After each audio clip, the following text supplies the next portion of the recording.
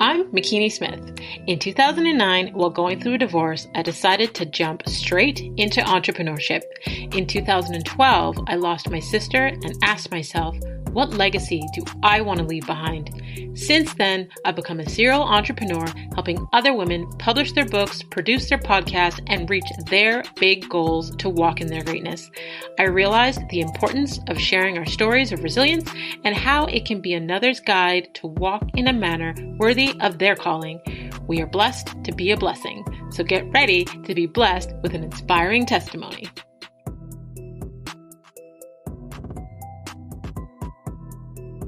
Hey, Legacy Leavers, thank you for joining us on the Walk My Stilettos podcast, the top 1.5% most popular show in the world, where we have conversations with amazing women that are letting us step into their shoes.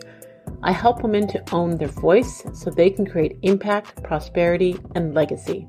I get inspired when I see another woman succeeding, but what interests me more is her backstory and her mindset on how she got there. So today's guest is about to bless us with her testimony, and since you're already here, you may as well subscribe. Today we have Jennifer Cohen. She's a tech entrepreneur, strategic investor, and media personality. She's been a long-time authority in health and wellness, where she has co-founded numerous companies, appeared on the cover of several magazines, sold an app to Weight Watchers, and been the best-selling author of several books, including Strong is the New Skinny. As a Forbes contributor and host of the Habits and Hustle podcast for Entrepreneur magazine, her work is widely regarded for helping hundreds of thousands of people to strike down their own self-doubt and challenging them to live a more bold life where they chase after what they want instead of settling for what they can get. Now, please welcome to the show, Jennifer Cohen. Hi. Hi. Fellow Canadian. Fellow Canadian, yes. You are from Winnipeg, Alberta originally, correct? Well, Winnipeg, Manitoba. Sorry, Winnipeg's yes. in Manitoba, yes. Yes. Close though. Close enough. And I should know that because I'm from here in Toronto and, we have to study all that stuff in school.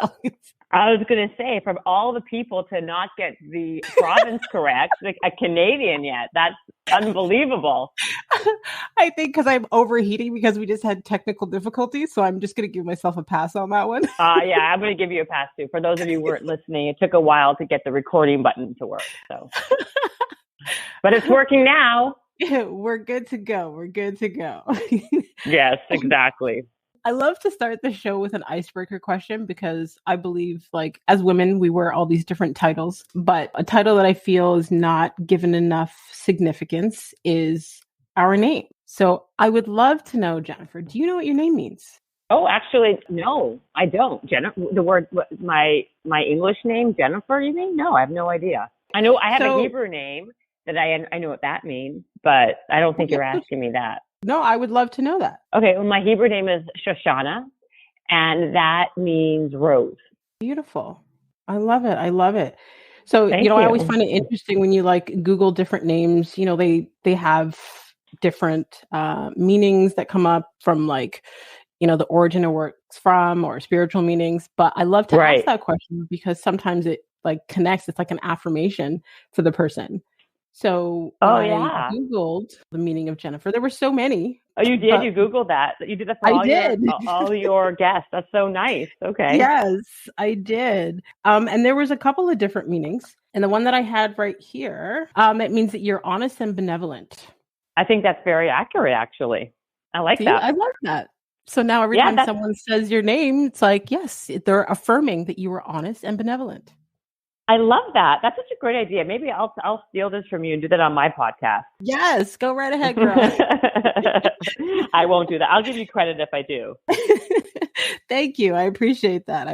No, you're very welcome. Us Canadians stick together. Yes, actually. Yes, we do. I think for sure. I agree. I love to figure out where you came from before we get into the story of where you are presently, because sometimes society tries to limit us. As kids, we had these vivid imaginations of what we wanted to be or who we wanted to be. And then we were told to be realistic, or, culture or other things influenced us. So I would love to know, before we discuss how you got to where you are presently, do you remember what you wanted to be when you were a little girl?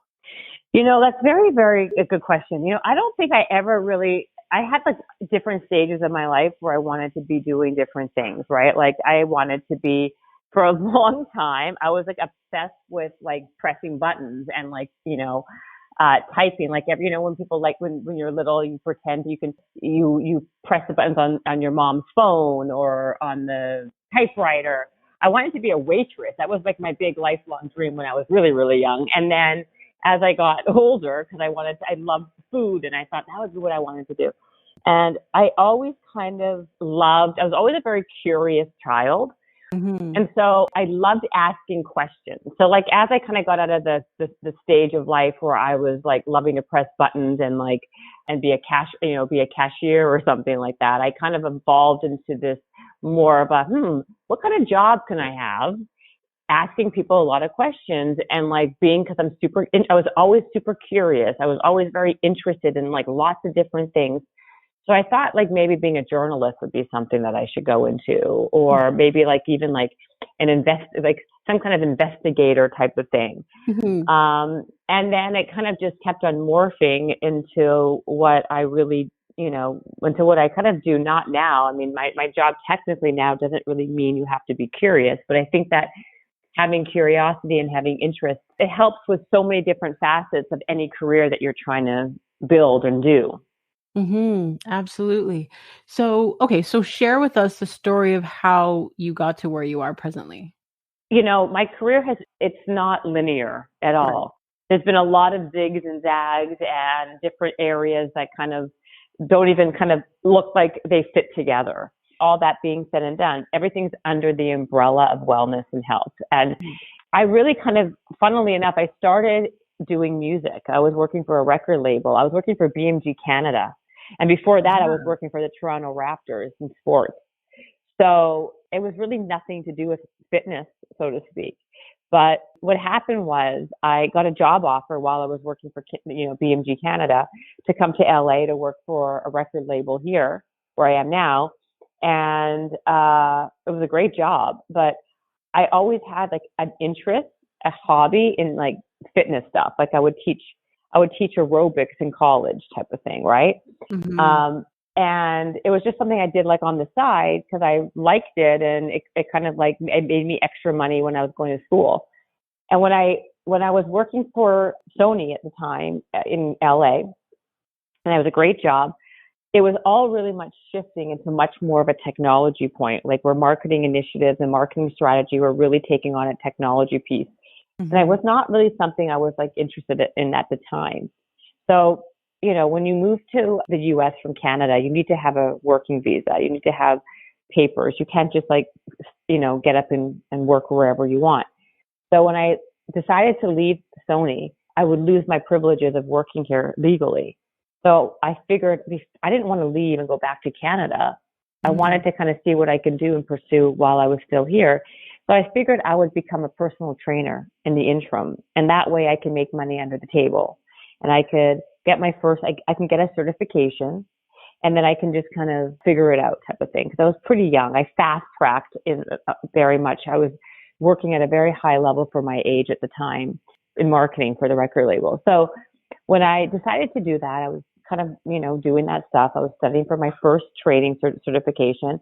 It dawned on me that I had all these relationships and all these different things that I've done in my past career positions that were very transferable skills. How do I use what I have from my past experience and utilize it for what I'm doing now? So I went to the label that I was working with before I quit, and I positioned myself as something completely different.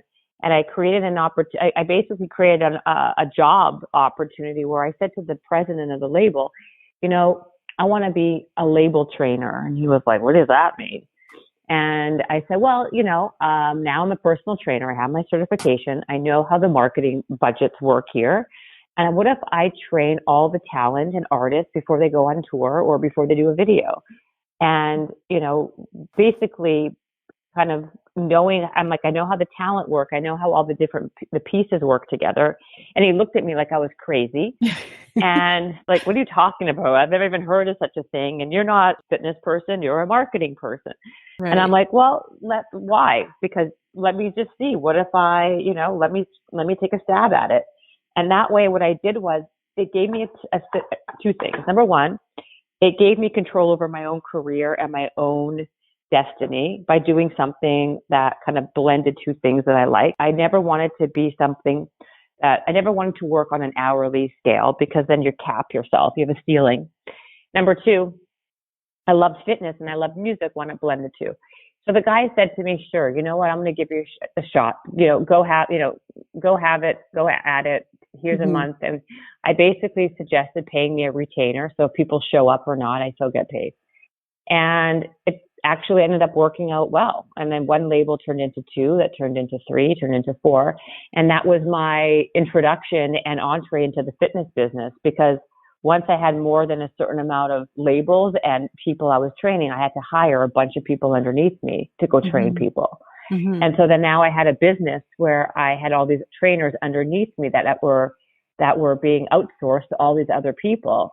And then from there, it just kind of, mushroomed, where that at the time was a very different time than it is now, where I became a master trainer for Nike. And then I became an influencer before there was an influencer, right? So I had access, right? I had access to a lot of people that people saw. So I would technically be an influencer where brands wanted to be involved with me. So if I wore a Nike pair of shoes, maybe Britney Spears would wear the shoes, or maybe this person would do something. So that's how it kind of all started to happen. And then I got a book deal. And so it really kind of was by accident. And at the same time, very, very strategic. Like I knew I wasn't interested in working in music that much. I really did love fitness. And then when I believed in myself, or I kind of followed the passion of what I had, I figured out a way to make that passion work in a foundation where I can create a career out of it. And from there, it just kind of went from different things in the fitness business to like being a writer, to writing my books and doing a TV show, or working with brands in the wellness business, or starting an app and fitness app. So that's really how it all started. It was by accident. I was doing something different, But if anyone, like the truth is, like, if anyone is listening to this and feel like they're tapped or can't do something because they don't have the experience or they just never did it before, that's not a reason not to try it, right? Or create your own path and create your own opportunity. Don't let the stop be in your start, because you're not even thinking broadly enough. Right. Like I'm listening to you and I'm like, okay, so, you said it was by accident, but I truly believe nothing happens by chance. Like you talked about as a young girl, your curiosity, right? Just you being very curious. Exactly. And I believe that curiosity and you being open to being a student of life and trying different things and exploring, that's what entrepreneurship really is about. But the exploration of it and how you've evolved into these different roles. And even you mentioned a couple things, so you were working here in Canada at BMG in music. So I had watched your TED Talk where you talked about how you got Keanu Reeves to participate in your demo tape for Much Music. So I thought that was exactly. Brilliant. Thank you. So thank you. That whole evolution of all those things, like, you going after what you want and just that curiosity of it, how it just opens other doors for you to evolve into who you are today and the accomplishments that you've had or the opportunities that you've had, but all through that curiosity that you spoke of in the beginning. Absolutely. Well, the funny thing is that Keanu's story is where people always think when they hear that story, it's interesting because they're like, it's like, well, that story led me to be bold, or that story led me to go after what I wanted. But really, I obviously was bold enough prior to even get the courage and the drive to even go and wait outside for 5 hours in Winnipeg's freezing cold weather to even ask and attempt that, right? Yeah. So to your point, I think it always starts with curiosity, right? And an idea and self-belief of why not me? Why not? I think that every entrepreneur, and I hate to say this, and it's not I hate to say this in a negative way because it's actually not. I think that every entrepreneur needs to have a sense of not just naivety is really important, but of entitlement. Like, why can't that situation or scenario happen to me? It has to happen to somebody. Why not happen to me? And it's a potion of naivety, of some kind of entitlement, some kind of self-belief that is like really ingrained, drive. It's mixed up with lots of different like variables, I guess, And I never was a person that thought that my limitations limited me.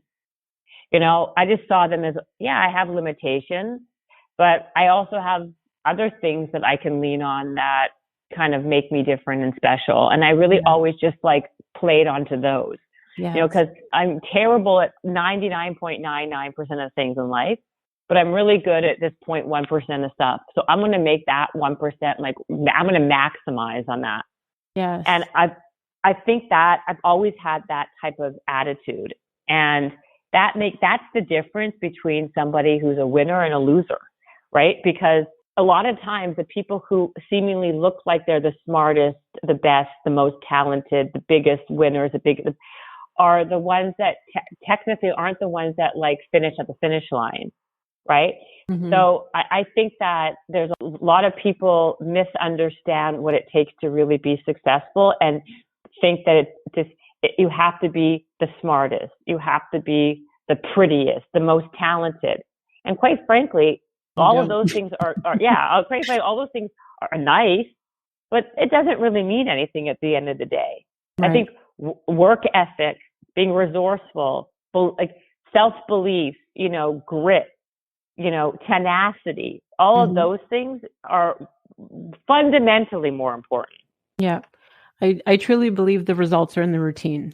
Sometimes there are a lot of people like I'm a certified consultant for Bob Proctor. So I deal with a lot of women. And when they come for coaching, you can tell that I call them motivational junkies. They go to every motivational conference and they listen to all the stuff and they follow all those people, but they don't actually do anything with that information that they've gained. So it's all about the action that you take, right? It's no matter how small the steps are, like the action, even the compound interest of those small steps are what's going to take you forward and help you to succeed.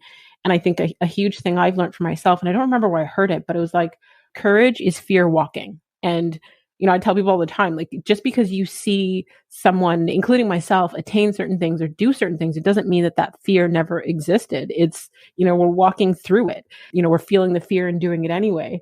But when you spoke to entrepreneurship, I love that, by the way. Thank you. I love that you just said that. I'm going to write that. I'm going to put that on my Instagram, and I'm going to tag you. Are you on? What's your Instagram? I'm going to put it on right now. My personal Instagram is The Real McKinney Smith. Okay, I love it. Okay. I love that quote. That's really good. Thank you. I don't even remember where I heard that, but it's like, when you talked about entrepreneurship and you talked about it being like different levels of things and, it's a compilation of things. Like, so if we look at people from the outside, what we see on the outside, that is only a part of their self-image, what they believe, they are, how they look, how they walk, how they talk. But the other self-image is on the inside of how we truly feel about ourselves. And that dictates the opportunities that we go after, the relationships that we have, because that's what our real confidence inside says that we deserve. And there's a lot of people who have a very poor inner self-image. So they don't go after things because they assume that it's not meant for them. So when you talked about, there has to be that level of belief of like, why not me? Like, that's just it. Like, why the heck not?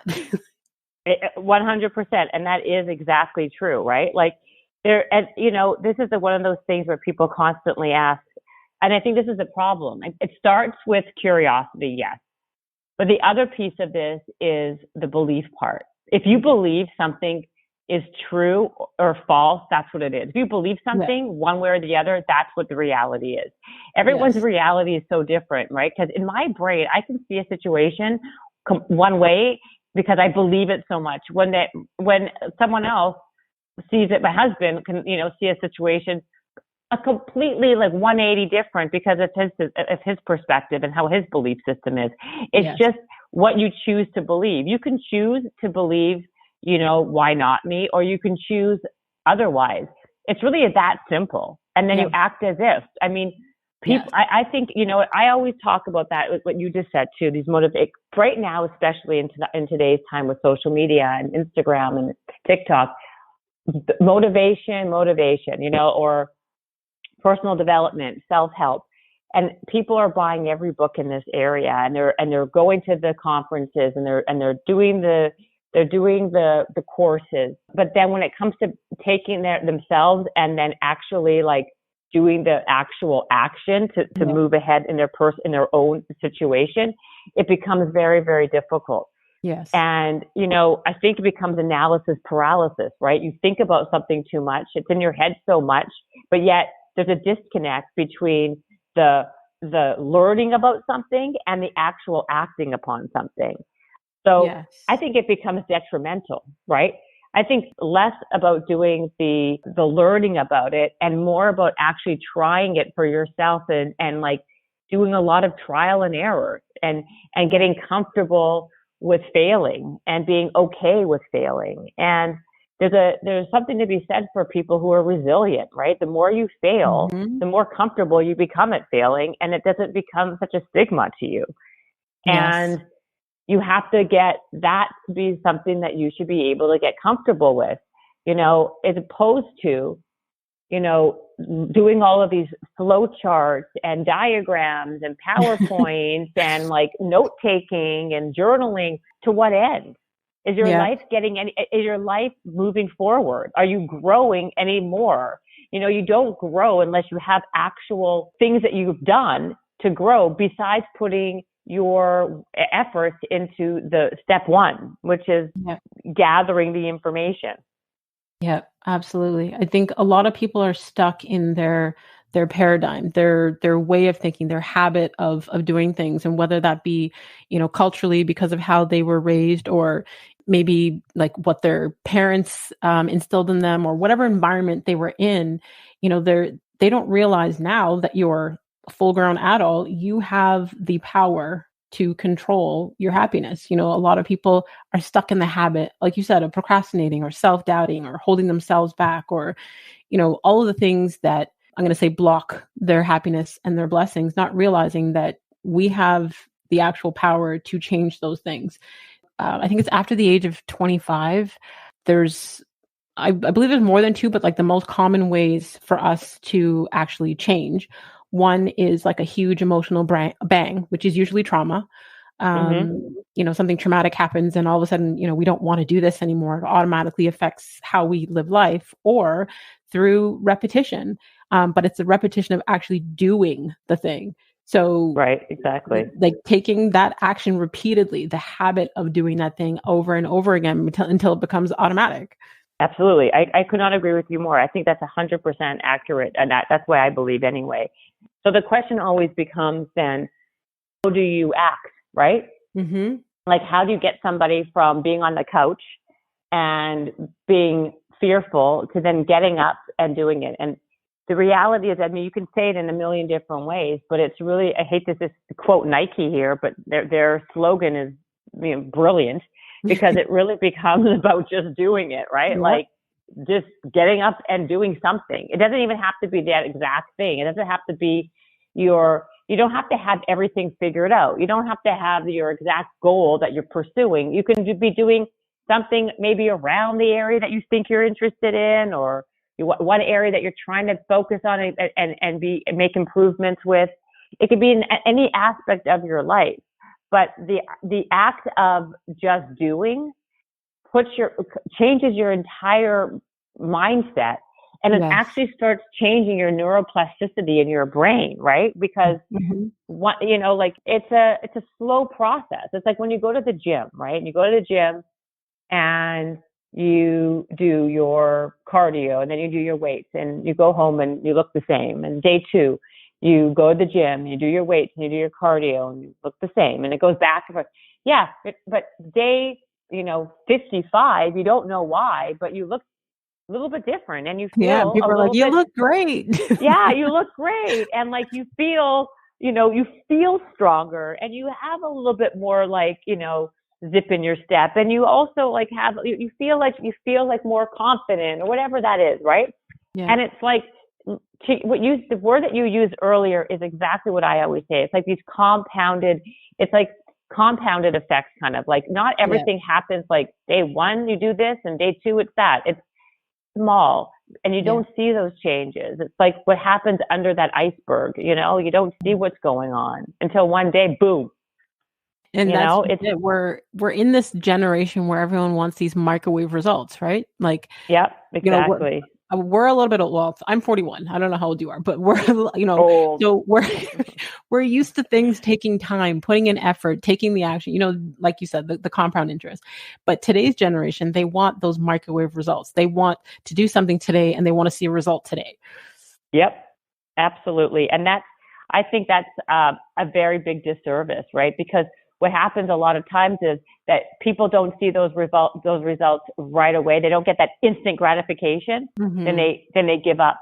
Yeah. They give up, and then they don't try again. Yeah. So it's about like, how do you convince somebody that it is that compounded interest? It is little by little. It is actually just doing something. It's about doing something different. And I believe too, that it's about habit forming and rituals. Yes. It's to keep you on point, to keep you as on point as possible, to like take away the possible triggers or, things that can happen within your day that will, derail you from what you want to achieve. Absolutely. And to me, and that's really what it becomes. Like, how do you structure a routine, a morning routine that keeps you on point and gets you to be the best version of yourself, or the most productive version? And I think when someone can really create that for themselves, that is a way to get action. And that is the way to kind of like start the process. Yeah. So what are a few things that you do daily that are part of your routine that you think are instrumental in you being who you are today? So I try to eliminate, I try to put 2 things on autopilot. I want to put as many small little things on autopilot as much as possible, right? So like I eat the same breakfast every morning, so it doesn't enter my brain as something that can derail me, right? So if I know if I'm eating I eat the same eggs and a grapefruit and my coffee. So it's like not even something that I think about. And it's like, it satiates me. It gets me going. And the reason, like I said, I do it is so I don't think about it.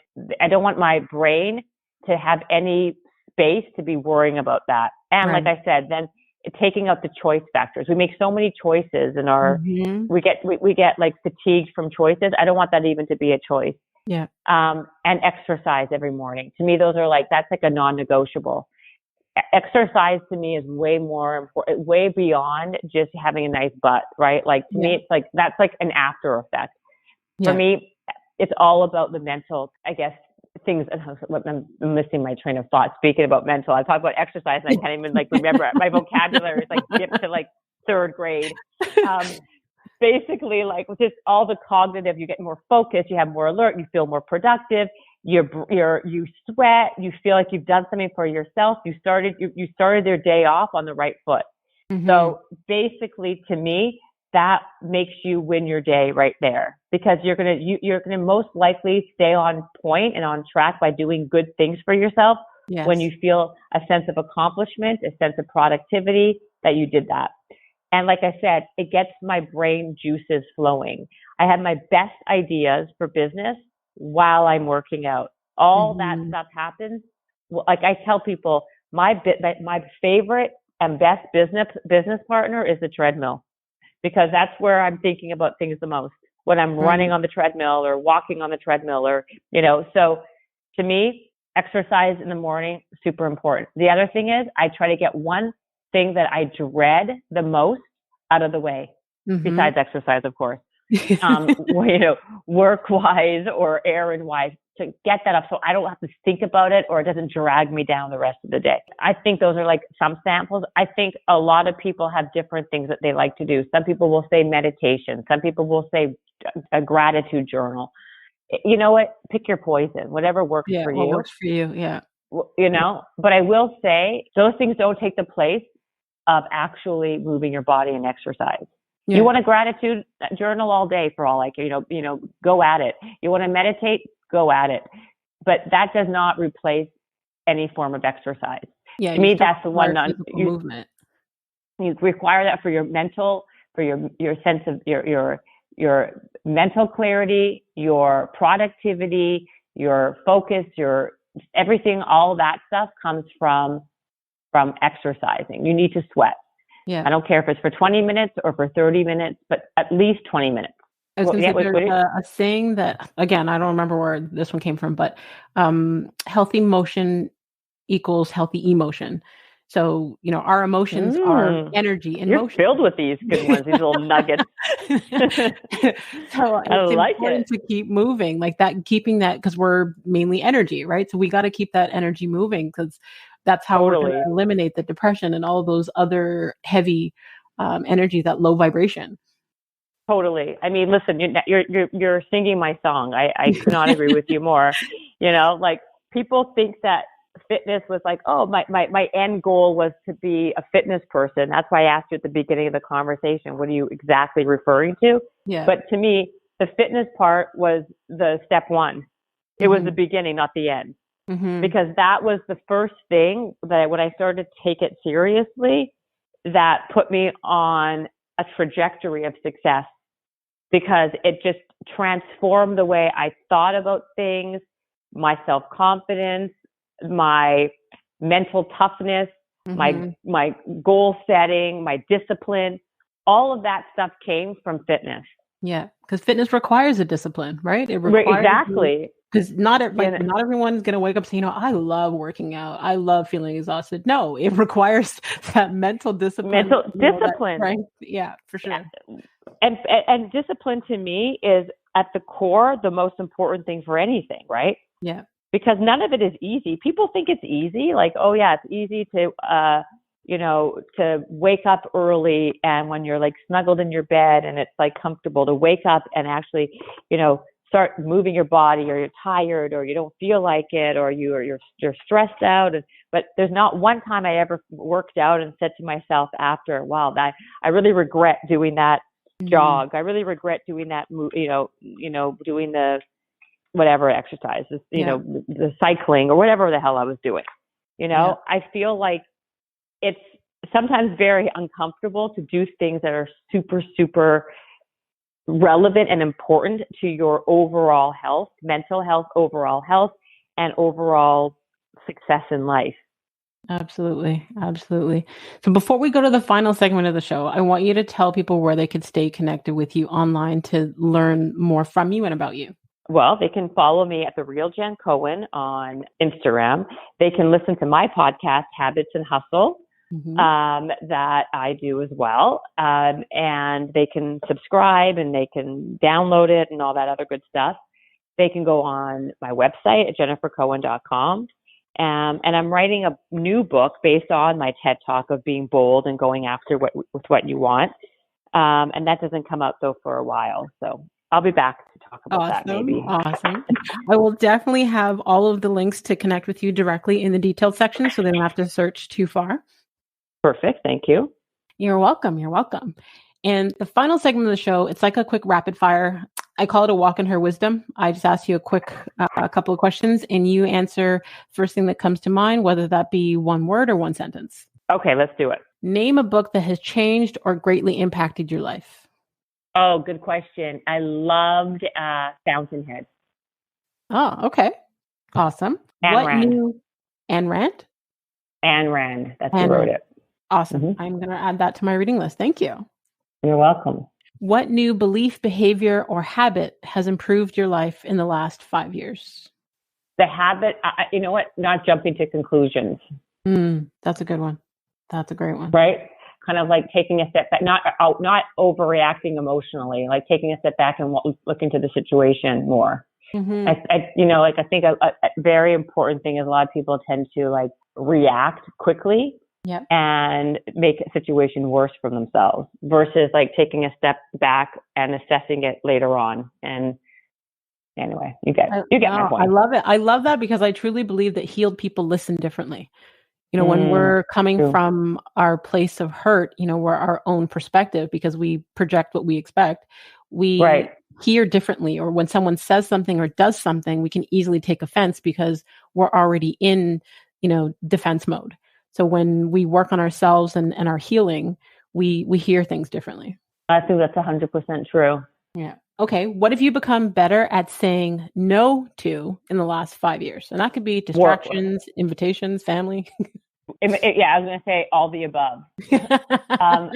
All the above. I would say work mostly too. I feel like, at the beginning of anything, you say yes to everything. I believe that's a really good thing to do because you don't want to lose and miss out an opportunity. But time is your most valuable asset. And at the end of the day, I have kids and I want to have more time with my kids. I want to make time for my kids. So you have to just learn to be much more discerning on what you say yes to now, depending on the stage of your life, right? Yeah. If I didn't have kids, I'd say yes all day. Okay, so next question. How has motherhood changed you? It's required me to be less selfish and to having to slow down and think about other people as opposed to just being 100 miles an hour thinking about like go, go, go, drive, drive, drive. It's changed me because I really do. I love my kids so much, and like every parent says, and it does. We should hope. And at the end of the day, I look for what's best for them. I'm very much, that to me is my first priority. My kids, I'm never too tired to be with my kids. I love that. Yeah. Thank you. You're welcome. And last but not least, what do you wish women would do more of? I wish women would actually truly support other women more. I think there's a lot of lip service with a lot of, these women groups and women empowerment and, hurrah, hurrah women. But I really believe a lot of it's a great hashtag on social media and it's trending. Yep. But at the end of the day, I think women are very competitive with each other. And even when they say they're not. And I think that more women should really adopt the idea that it's about abundance, not about scarcity. And the second that you really realize that it doesn't have to be an either or, like it could be all, it really would be so much more true to what the whole philosophy really means. Yeah. That's what I believe. I like to call things as I see it, to be honest with you. I think that a lot of times people say something because it sounds good. It's PC to say it or be involved with it. But in their heart of hearts, they don't breathe it and live it. Yeah. And I'm someone, if I say something, if I say what I mean and I mean what I say. Yeah. Yeah. And I wish more people would act that way, even if it seems hard or whatever, or too blunt. I don't have a problem with being, blunt. That's for sure.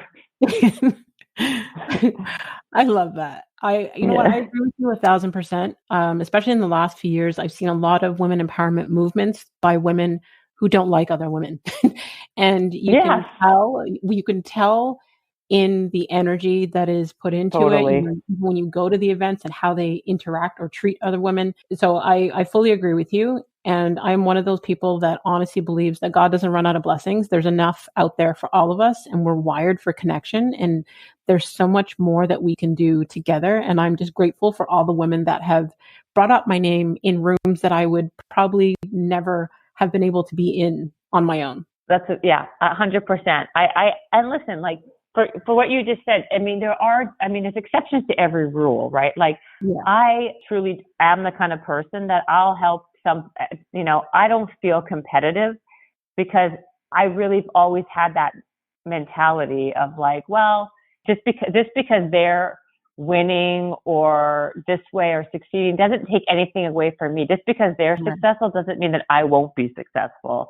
Exactly. Just because they're pretty doesn't mean that that just because they're prettier than me, that doesn't mean that I'm not pretty. Do you know what I mean? Like, it's about like how you looking at something. And I'm like, you know what, that girl's pretty, God bless her. You know, I'm the first to say it. I feel women are very judgy upon other women a lot based on like appearance even. Like treat girls who are pretty meanly because they're jealous. I hate that energy. I agree. And that to me is the ugliest quality. That's what makes you ugly. Yep. Their attitude and how you treat other people. Like our attitude is a compilation of our thoughts, feelings, and actions. And you know, if you look at someone and how they behave and how they interact with other people, I've met humans that I once thought were absolutely beautiful, and I see how they interact with other people, and it just makes them not so pretty. 100%. That's how I look at it. You know, I genuinely believe if what makes people beautiful inside and out is how their heart is. Like you can tell. You know, like I think, like, you know, like if your instincts are pretty good, you know, know if someone has your back or not. You know if they are conniving or kind of angling, you know, and if they are that way, stay away from these people. Yeah, absolutely. Wow. Like we have. Honestly, we could talk for hours. I know. I really like you. So I was like, where did the time go? I know. I forgot we're on a podcast. I was like just talking to you like you're my friend. I'm like, I was looking at the clock. I'm like, oh my God. Yeah. I also love your one-liners. Can you send me a page? I'm gonna basically post one a day. I like the one today is gonna be courage is fear walking. And then you said a few other ones that were like treasures also. I don't know where they come from. I do a lot of reading. I don't know. I love it. And a lot of acting, I hope. I hope you're not just doing the reading, but you're also doing the acting. No, totally doing the action. Honestly, to do what I do because of Bob Proctor, like we have to be a product of the product. Good. It's like we can't be coaching people to do stuff if we're not doing it and being it. Good for you. Well, I bet you're a really great coach. You sound like you would be. Thank you. You're welcome. I believe you're welcome. I believe you are too. My gut's telling me you're great. And our intuition never lies. We just don't listen to it often. Exactly. Thank you so much, Jennifer. I truly, truly appreciate you for, you know, taking the time to join us, for sharing your story and your wisdom with us. And I truly do hope that I'm able to stay connected. And if there's any way that I can be of value to anything that you're doing, I'd be more than happy to help. Oh, you're a doll. Okay, well, thank you. I really appreciate that. Seriously, and keep in touch with me any way you want, like on, you know, DM me or whatever, or email me or what, and let's stay in touch. But I really love what you're doing. I think that I wasn't just being funny. I think you probably are a great coach, and I think you add a lot of value, and you're one of the good ones. And I'm really happy that I was able to be on your podcast. Thank you. That like really makes my heart warm. My fellow Canadian. Yes, exactly. I knew. See, look, I wasn't wrong. I knew you'd be great because of the Canadian thing. See, knew it. I knew it. I love it. I love it too. Well, thank you. I mean, I don't even know if we're recording or not, but oh yeah, we still are. Oh, we are. Okay. Well, bye everybody. I mean, so you know, but we will talk soon again. We will definitely talk. Perfect. Okay, I'm going to post that thing right now. Awesome. Enjoy your day. You too. To all you legacy leavers out there, until next time, subscribe on all platforms and don't forget to rate the show and leave us a review on Apple Podcast. And I just want to thank every single one of you that continues to tune in each week to help the show globally rank in the top 1.5% of most popular shows out of over 2.7 million podcasts. Feel free to join the Legacy Leavers community, and you can sign up for our weekly newsletter at awalkinmystilettos.com, and you can purchase any one of my personal development books available online everywhere. And if you could think of one person that would receive value from hearing today's show, please share it with them. You can tag Jennifer at The Real Jen Cohen, and you can tag myself at The Real McKinney Smith, and continue to walk in greatness in your stilettos in a manner worthy of your calling.